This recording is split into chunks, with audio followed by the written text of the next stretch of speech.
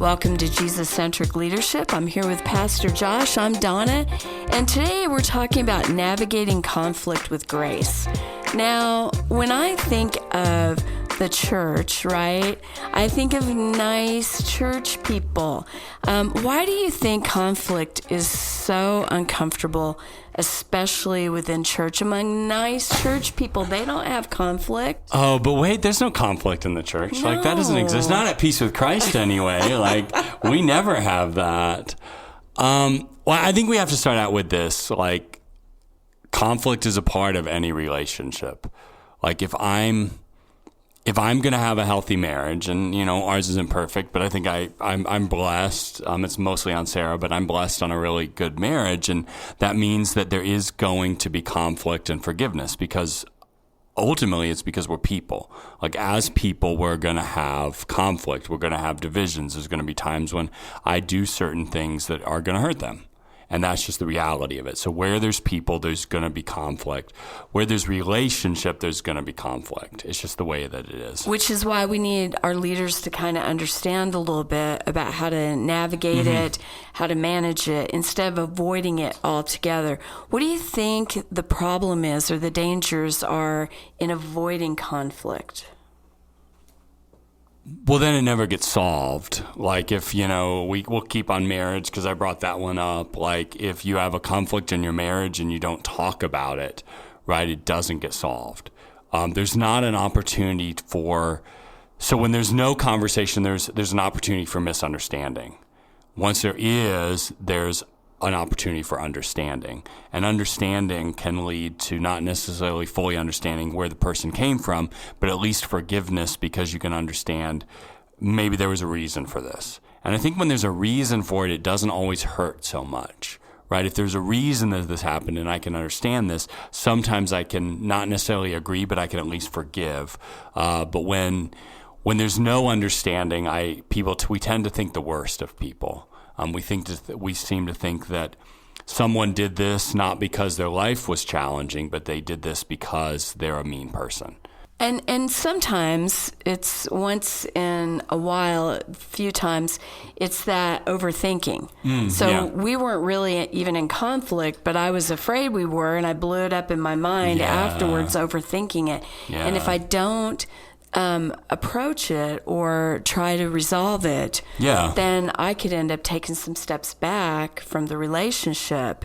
Yeah. And it could become hurtful. Yeah, and even with us working together, you figured out that like sometimes you have to ask, like you have to come in, did I do something wrong? Are you upset at me? Because like I'm just having a bad day and avoiding people. Like, and that does happen, but like we take things sometimes too personally in relationships, and that's why it's best to just approach and ask.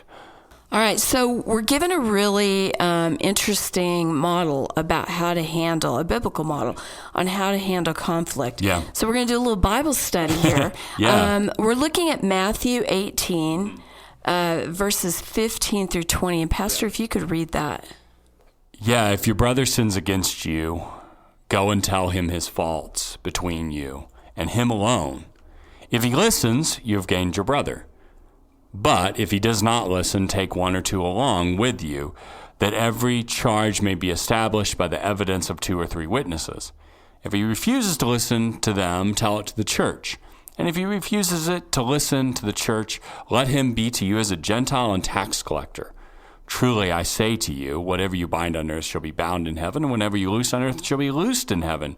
Again, I say to you, if 2 of you agree on earth about anything they ask, it will be done for them by my Father in heaven. For where 2 or 3 are gathered in my name, there I am among them. Okay, before I ask the next question, can you break that down a little bit for us? Basically, it's saying... Yeah, I mean, there's a lot in it. It's kind of it's this really fascinating flow to, and the Bible usually doesn't give us steps like this, but for conflict, it's fascinating that it does. It tells us, okay, if you have a problem with your brother, go to your brother first, right? If they like shrug it off, they said, no, I didn't do anything wrong, it's not a big deal, whatever, then what do? You take next time you take the next person. So you talk to your brother, then you take somebody else. Then if those two people, you take you and one person else, if they still don't listen to you, then you bring church leaders in. You bring more people in. And then finally, if they don't listen to you, it basically says, hey, they're not a part of your community. That's what it means by tax collector and sinner. Because what do you do with a tax collector and sinner? Well, you want to reach them with the grace of Jesus, right? So they become that. They're not a part of the family anymore because they're not willing to kind of take the correction of the community. And that's kind of what it's saying. So why is it so hard as a leader to sometimes follow that biblical model? Because even our best leaders will struggle with this. I've struggled with this. Sometimes I want to jump all of the steps and go, let's go. Let's blow it up, nuclear. Yeah. So why is it so important to follow the steps? And why is it so hard to follow the steps? Well, let's start with the why is it hard. I think one of the reasons it's so hard is because we expect Christians to be better. I think that's the thing that why conflict in the church is so hard. I've heard a lot of people say this at different times. I expect the world to treat me like that.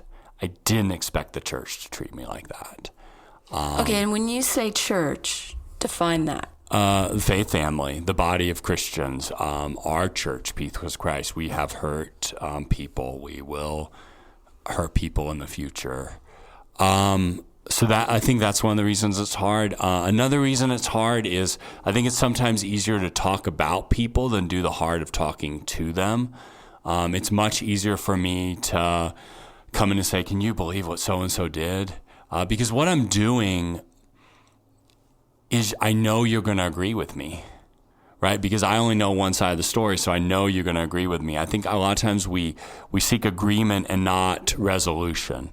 We seek agreement, not forgiveness. We seek agreement, not the way of Jesus. So it's almost easier to rally the troops, in a sense, than it is to face the possible conflict of you hurt me, or this hurt, or I didn't understand. And there's one more part of it that I think whenever there's conflict, I think there's a part of us that knows deep down that we're probably a little at fault as well. And so I think if I go to you and say, well, this person did this, you're going to agree with me. You're not going to know my fault. If I go to them, I think there's a part of me that understands that no, I might not be 50% at guilt, but maybe I'm at 20. Maybe I'm at 10, maybe I'm at 5.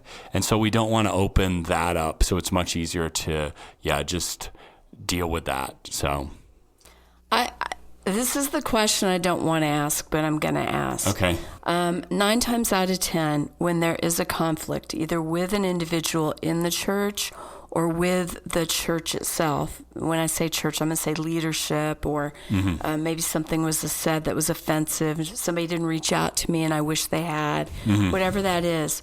And 9 times out of 10, the individual will walk away from the church. Talk a little bit about that and the pain of that as a leader.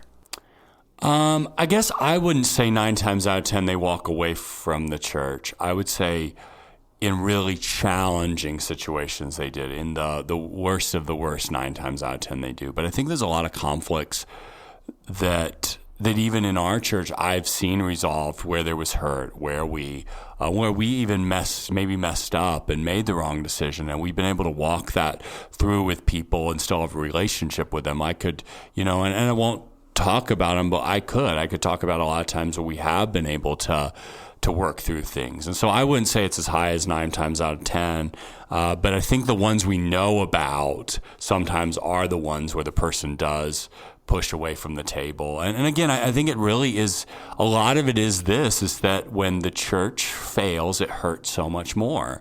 Yes. I expect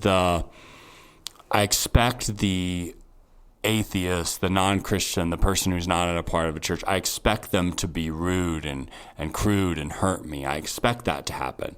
I don't expect people in the grocery store to be nice to me, but I expect higher for my church. And in one level, I want to applaud that. Isn't that the right view, that we should expect more out of our church? Yes. But it's interesting, though, that Jesus, knowing that he wanted more from his disciples, still gave them this pretty set formula of what they're supposed to do when they're hurt. And I think it's because Jesus realized that community was hard. He realized that to be a part of a community, we are going to have to put ourselves out. And then the last thing I would say is he realized that the best relationships only exist when there's hurt and you're able to move through it. Like those are the best relationships. Like you think about your best friends, the people you're closest with, you've been hurt by them and you've been moved through that hurt. Right. And again, there are some times where there's hurt and it does sever relationships, and that's going to be a fact of life, and it is going to happen. But the best relationships we have, we've been hurt by those people. And I think that's just the reality. But the richness and depths of the relationship is because you've been hurt and you've been forgiven. And you've been able to move on. And then you learn something about that person. Like the hardest thing in marriage for me in the first year was believing that Sarah could love me even when I messed up. Once I learned that and saw that and she embodied that for me, like the relationship is just so much more, has depth after that. So do we have relationships where they can be hurt, but we don't push away from the table, where we can work through it? And I think Jesus is not perfect. There's still going to be messiness. You can follow this perfectly, and there will still be relationships that don't exist anymore. Right. But I think it gives us at least a fighting chance when we follow this to go the person first and then bring somebody else in and then somebody else. It at least gives us a chance to work it through. Yeah, before we go into the next question, I think I inflate that number because that's what it feels like. It does, yeah. Sometimes when people leave the church, that's very painful for me as a leader in the church. It's hard not to take it a little bit personally. It's hard not to grieve deeply when somebody goes, I'm moving on, I'm going somewhere else. So, well said. I appreciate the way that you kind of brought it more in perspective. So what role do you think humility plays in resolving conflict? As you look at this model, why do we need to be humble as we deal with that conflict in this model?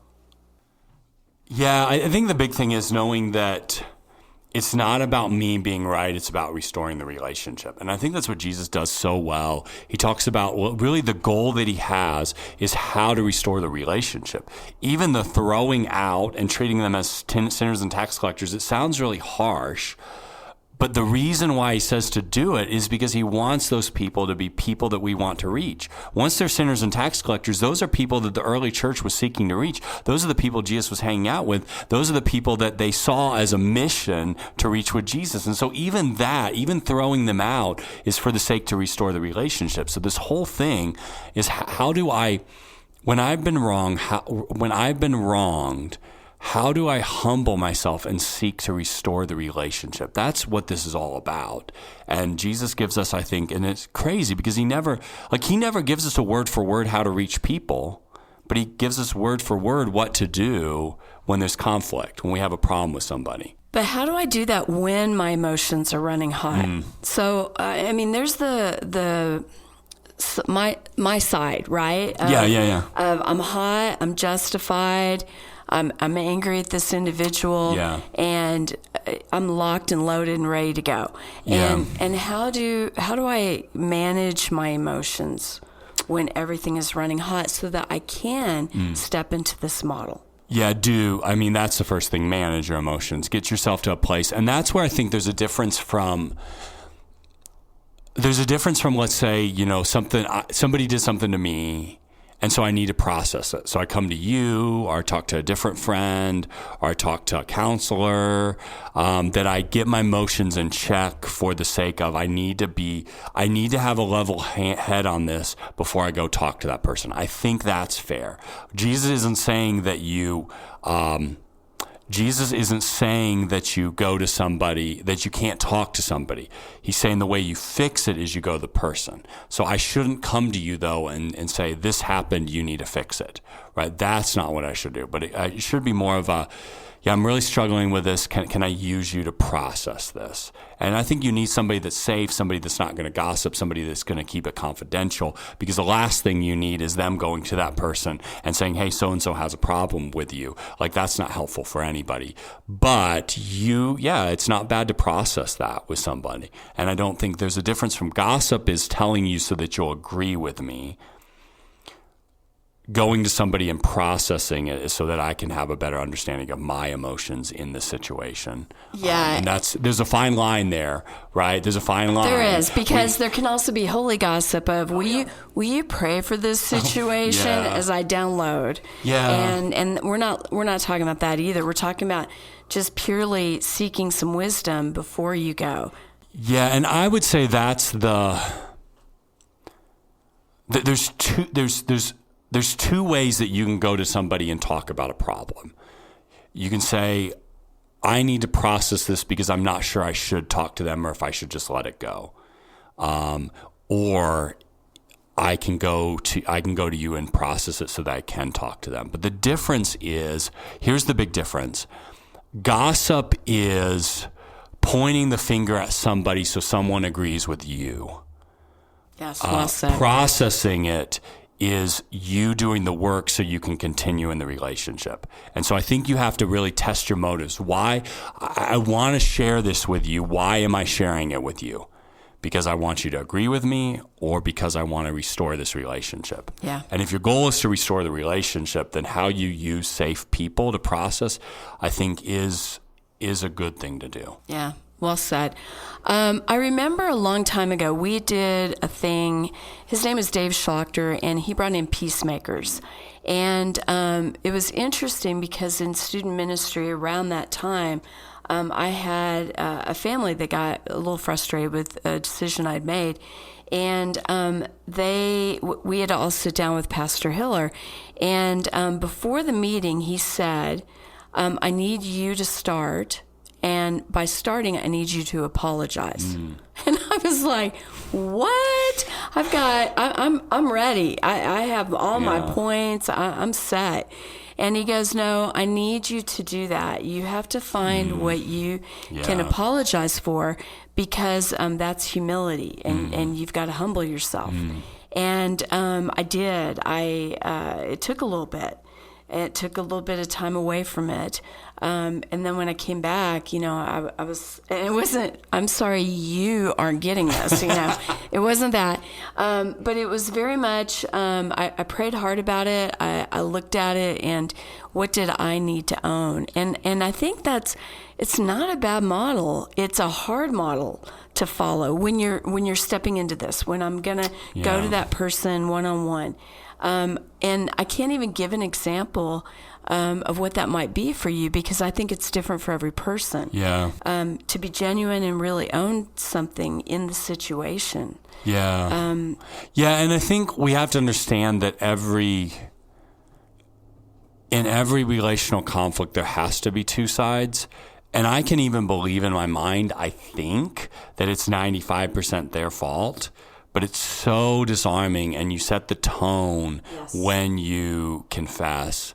And so I think, like, whenever we have a problem with someone, like, starting with that idea of, I haven't been perfect here, and it might even be saying, my problem here is I probably assumed things that weren't true, and I'm just going to tell you, in a moment how I was hurt, but I'm just going to confess my assumption and my feelings, and sorry. And I'm sorry for that, but I wanna work through this because your friendship matters. Yes. But I think that we do it every Sunday. We confess, right? Yes. We confess to God. Like, we as Lutherans, we should be quick to confess. There's a reason that's at the start of pretty much every single service we do. We should be quick to confess, and I think that goes for our relationships as well. Yes. So this leads into this question really well. How do you balance grace and truth when addressing conflict? So sometimes I want to go truth then grace. I want to lay it out. But how do you have a fine balance of that as a leader? Yeah, I think one thing I'm starting to, like, Jesus talks a lot about bringing it into the light. Like, and I'm really starting to play with that in my mind a lot, that sometimes the most gracious thing we can do is put it in the light. Because when we put it in the light, we can deal with it. When it's in the dark, we can't deal with it. And so I think there's a lot in the Bible about bringing it into the light. And so I think by bringing it to the one person first, by starting with an apology, admitting that this is at least partially on me, and I wouldn't say this is 5% my fault. I would never say that. Like, I would just own up what my part is, and then see if they'll reciprocate. But I think by bringing it into the light, we have the chance of working it through. By keeping it in the dark, the only real chance is that it's going to still fester in our relationship. And so I think actually sometimes the gracious thing to do is to bring it into the light and then show them that we show grace once we bring it into the light and still love them as a friend. Like when I mess up and Sarah would be hurt and she would tell me that hurt, like she doesn't have a chance to show grace by just ignoring it. She has a chance to show grace when she brings it into the light and still loves me afterwards.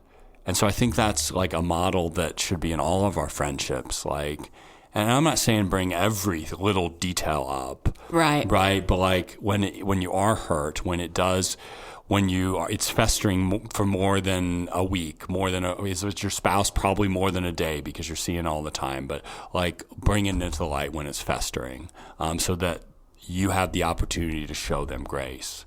That their value to you isn't just in how they act, but their value to you is in your relationship.